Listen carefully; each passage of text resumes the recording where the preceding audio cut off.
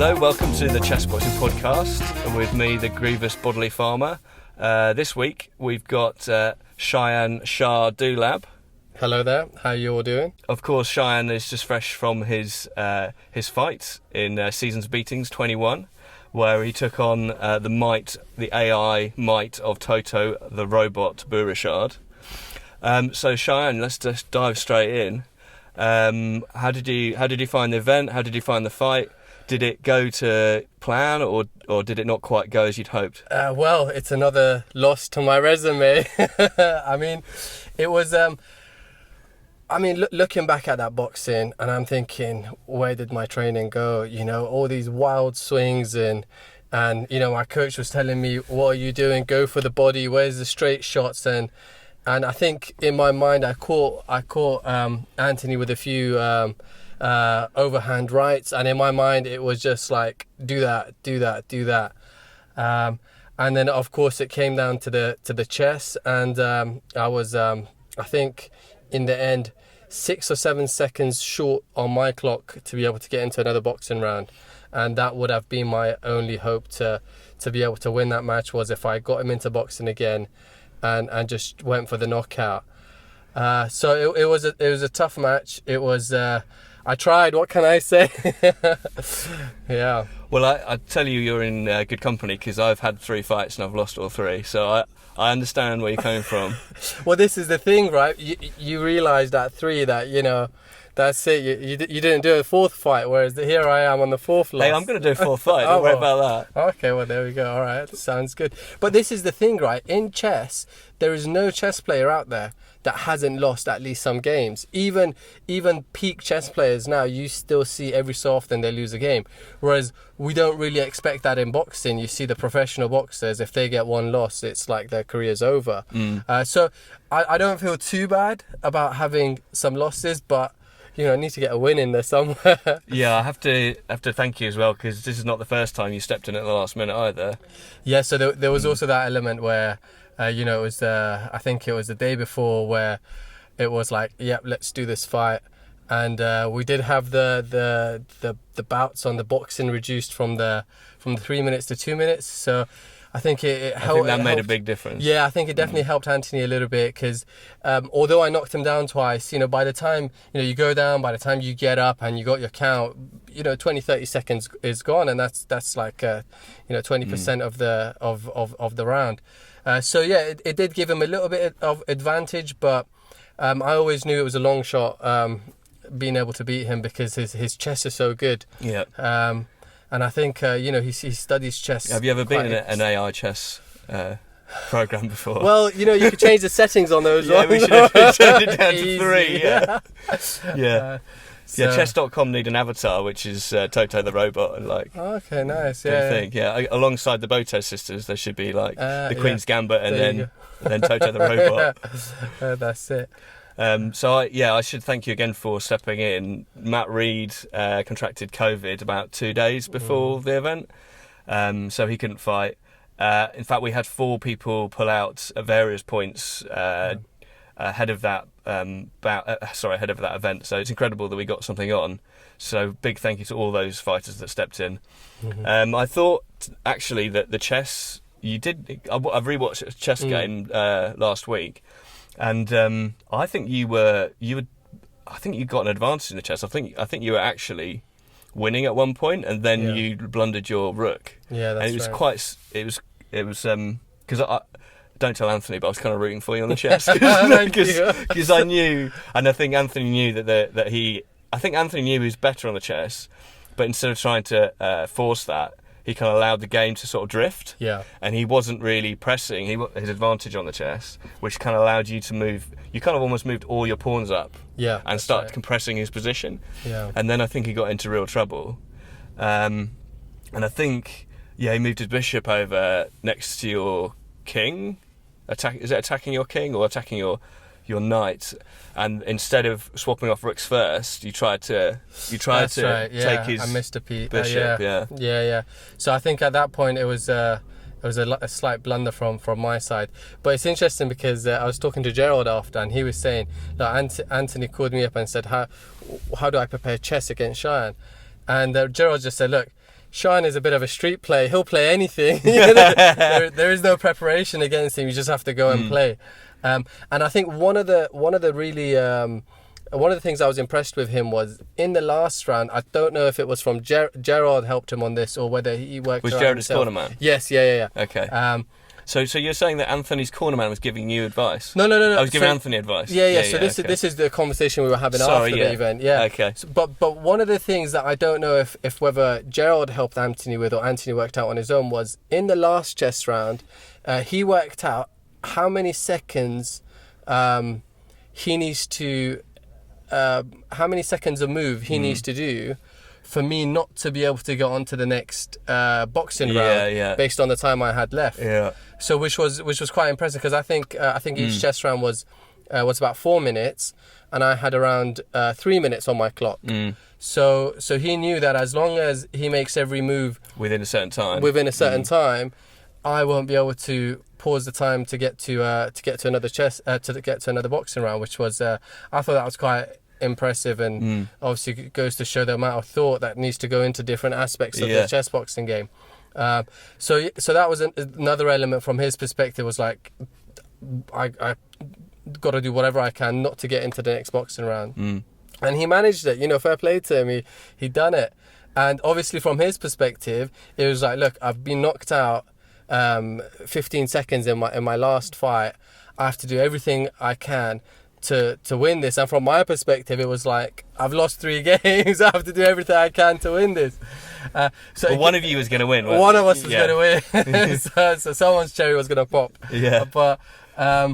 But unfortunately, when it gets to high stake chess games, I just take that extra time on the moves, and that's a disadvantage I have. It was interesting because we interviewed Anthony. I don't know if you listened to the podcast a couple of weeks ago, and he said he kind of decided to rely on the fact that he could move quicker than you. Yeah. And that's why I think the game drifted. He didn't try and break your position down, but he kind of realised that as long as he moved more quickly, that the pressure would then eventually turn onto you, which is kind of what happened. Yeah. It's not very similar to your chess game against Roger as well. A very congested middle of the board. And in fact, your game against Roger was even more congested, even more complex. And actually, you made all the right moves, but Roger just perhaps didn't make better moves than you, but he just made them more quickly. Yeah. And I think one of the tactics people use is doing nothing moves, which I've never been something that I've done, and maybe I should, like just little moves where you move your king to the right, to the left, to the right, to the left, and if they don't start making some serious moves, it goes to a draw. So maybe that's a tactic I should use in the future, where as you're saying, the board is congested. Instead of me thinking of wasting my time thinking of a way through the board, maybe I should start making nothing moves and just see, look, if he's going to make some serious moves, if he doesn't, then we're looking at a draw and we're back in the boxing. So maybe that's a strategy I need to think of going forward. Again, comes to chess boxing, there's so many different aspects you need to think of to be able to win against your opponent. So there you go. I take it you've watched the fight back again, have you? I have, but you know what? When I see those swings that I'm throwing, I'm like, what wild, are you doing? Because I've been training a lot, and in fairness though, I think it did kind of have the desired effect in that I think it panicked Anthony a little bit. I think Anthony did incredibly well to keep his cool, because he did go down once, didn't he? Yeah. And but you're right. I think from a pure boxing point of view, I've seen you improve a hell of a lot, and I know you're a much better boxer than that. Yeah. And I don't know. I think it's definitely the right tactic to try and rush Anthony, because that's kind of what happened in his first fight. And that's right. So I think that element of it worked, but I think it was almost a bit too wild. Yeah. And do you think you tired yourself out as well? Possibly. I think what happened is in the second round, I kind of threw a left hand, and my hand got stuck as he was throwing a punch. Right. So I kind of I felt like I dislocated my shoulder. Actually, is it a bit painful? It's still painful now. Really? Yeah. Okay, I didn't know that. So I felt like, so you'll see in the probably video, pulled a ligament or something. Yeah, something like that. So you'll see me in the in the video that I'm kind of twisting my arm a little bit. And in that, I think in that second, whether it was a second or I don't think it got to a third, you'll just see me just throw my right. I'm not even throwing my left anymore, because every time I was throwing it, I could feel excessive pain.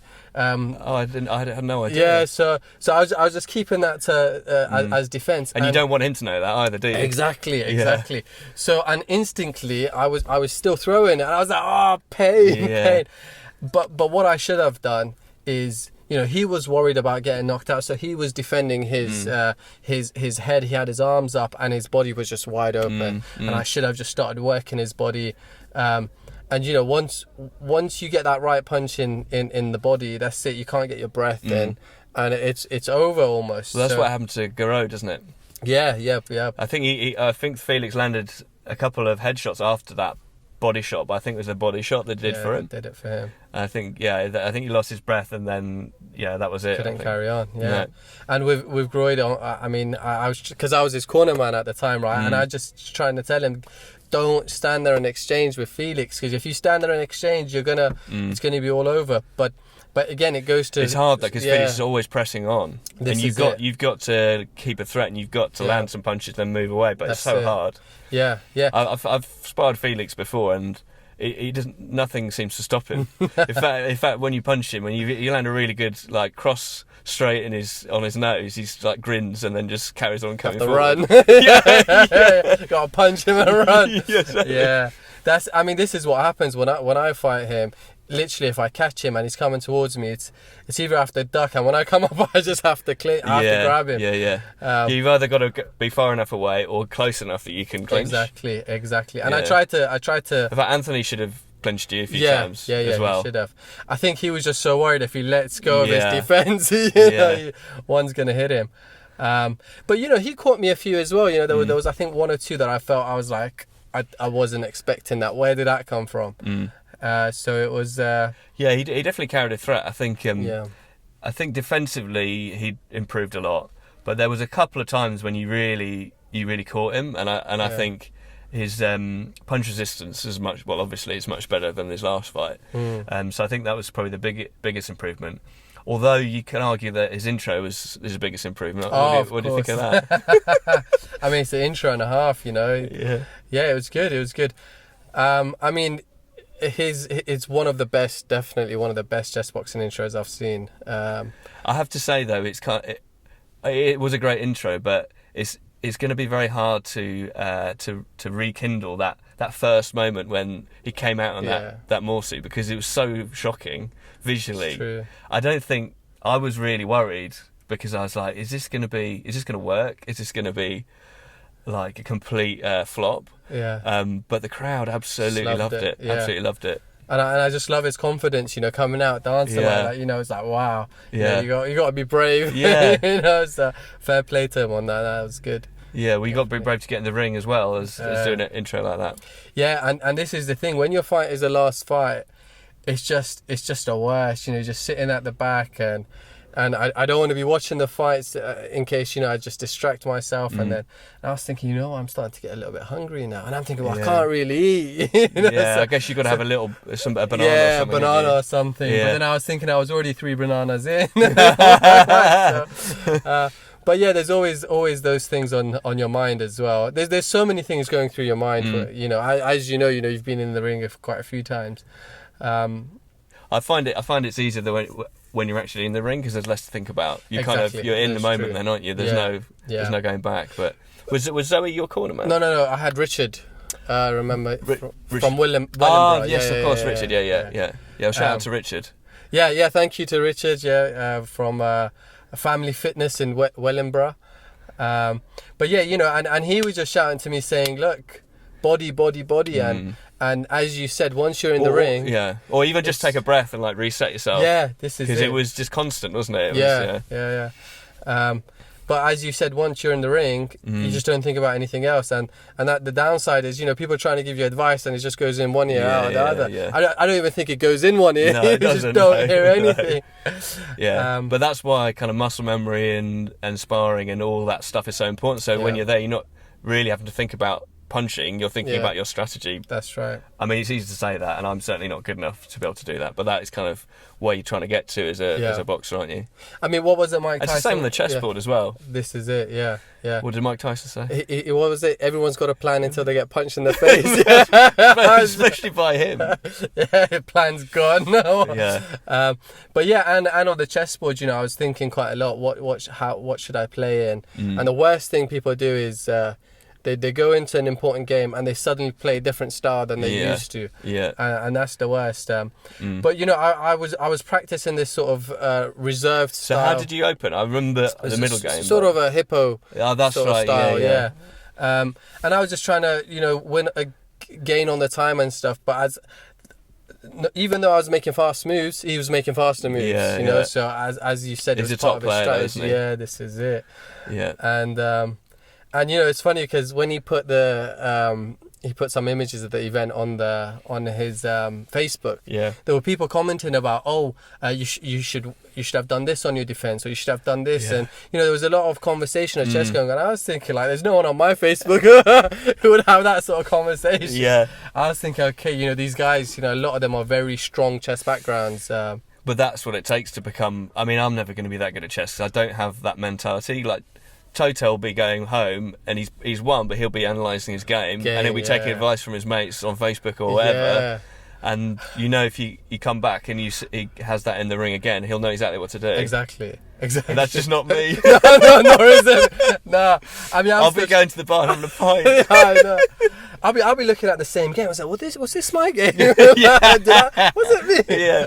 But gotta remember one game to the next. Yeah, and I think that's one of the reasons I don't improve, because I just play and play and play and play. Yeah. Whereas you're a bit of a brawler on the board as well, aren't you? You kind of just get on with wild it. moves. Yeah. And sometimes it works out to my advantage, because they'll be like, I've never seen that move before, so they don't know what the book move is, and it confuses them. But other times, which is a good strategy in chess boxing. Yeah. But then you got to be careful you don't fall for the little tricks. Yeah. Where they have Traps, studied a little trap and tricks and those sort of things. I have been caught with those, and but Andre Glenza is very good at those. In fact, I think he won by queen trap. I think who did he beat? Yeah. Anyway, it was one of our shows, and he beat him in the first round of chess for the queen trap. It was there you go. Yeah. But it was Nick Cornish, showstopper. Okay. Yeah. Nice. So who would you like to fight next? I just want to say thank you again, and I feel like you stepped in so many times now that I need to kind of give you a proper bout where you're able to prepare properly. Yeah. You're fighting somebody that you've got your equal or roundabout equal on the chess and the boxing. Yeah. So that you've got a fighting chance, because you've fought well. Who have you fought? Matt Reed twice. Yeah, Roger, Baxter, and Toto the Robot. Yeah. And I was actually thinking to myself, my first bout against Matt Reed was, I think, November 2019. Okay. So I think I've been in every single event. So there was. You in the lockdown event against Matt again? Yeah, and then I was in obviously the March event against Roger. So there was November, March, and then the lockdown event. July that was. And then this December, one. Yeah. So that's since late 2019. I think I'm probably the only person that has been in every event. And every time I ring you up, you never say no as well. Have I missed an event? Let me just think. It's interesting because I've got a little something for you. Oh wow! If I can get this without. It's just prize. No. This is a new prize from me. Okay. Oh wow! So this is to be given on. So the idea is whoever gets this prize gets to give it to somebody else next year at their discretion. Okay. It's called the Glove of Love. All right. And it's I've got a. Sorry, it's not supposed to. It's not supposed to have a mask on. It's called the Glove of Love. Wow. And it's for the person that's shown the most love and commitment to chess boxing. In the end, it's going to you, Shayan. Thank you so much. Really appreciate it. Yeah. So next year, you can't give it to yourself. Okay. Well, I mean, I know you do love yourself, but. But yeah, so thanks very much for always stepping up, and it's is appreciated, and B, we'll get you as many fights you like with whoever you like, for the next however many events you want, because you've put so much work in, and you've really saved our skin.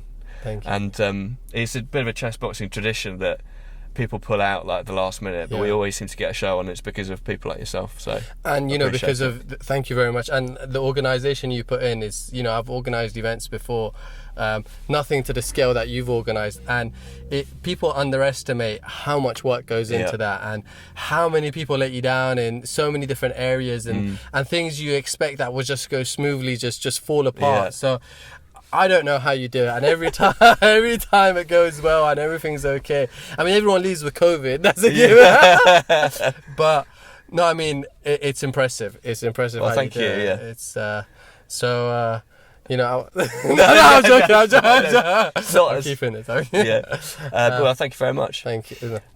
So, I should ask you, what's your favourite chocolate bar? I know I've asked you before, but sometimes it changes, so I just wanted to make sure I got that in.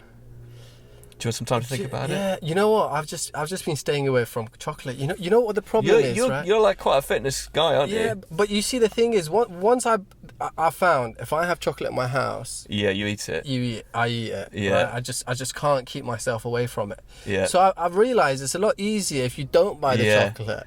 I'm a bit like that with beer. I just won't have Yeah. beer in the house. And then if I want a beer on a weekend, I'll go and buy some. That's it. But I just don't have it in. It's a lot easier not to drink it then, isn't it? Yeah. But what was it? I had a chocolate recently. I thought it was quite nice. I can't remember what it was. What kind of chocolates do you like? Like sweet or plain ones, mate. dark chocolate? No, just the milk chocolate, plain ones, Cadbury. Literally just the classic. Yeah.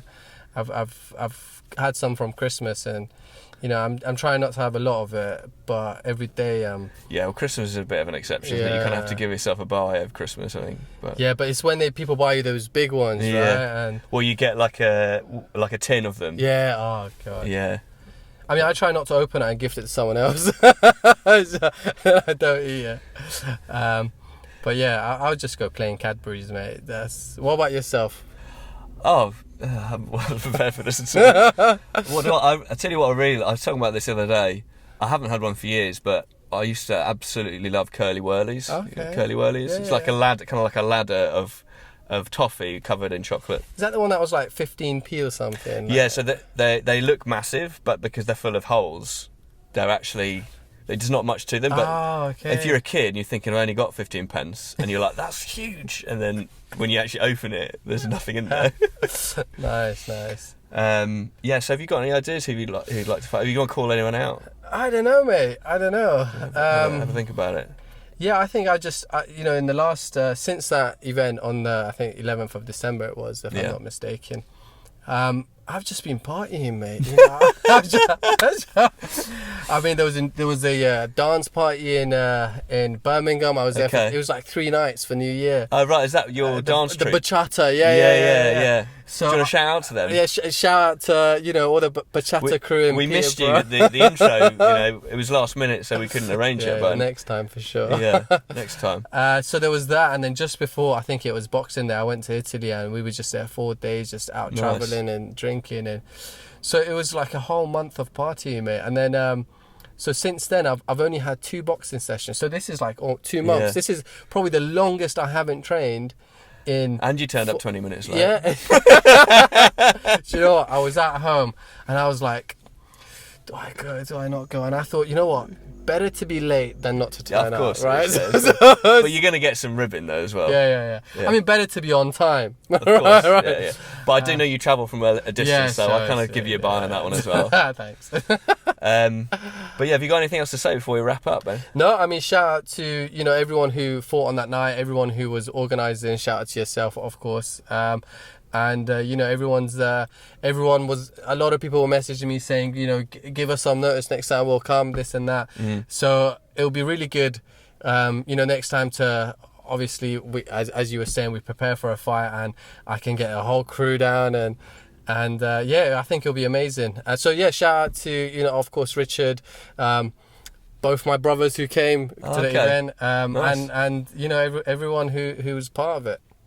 Well, thanks very much for fighting. Thanks for coming on the podcast, and well done. I mean, you entertain the crowd every time you step into that ring, so thank you very much. Just want to say, if you're watching this on YouTube, make sure you subscribe to our channel. You get to see our studio for the first time, so I hope you're enjoying that. We've got a show coming up on the 28th of May. That's hot off the press. at the Dome, Tufnell Park. You get your tickets, chessboxingnation.com. And of course, we're going to be streaming the show on our Twitch channel. But make sure you subscribe to our YouTube channel. We're almost at 1,000 subscribers. Once we hit that target, we'll be able to generate income from our channel, which we'll be able to plough back into sport. So if you want to support us, get all your friends to subscribe. There's some great content on there, and in the coming weeks we'll be posting some of the last event on there as well. So make sure you do subscribe to that. So that's it from me, the Grievous Body Farmer. Thank you very much, everyone. Shayan here, the King of Persia. Okay. Catch you later. And yeah, we'll see you in a couple of weeks. Thanks very much.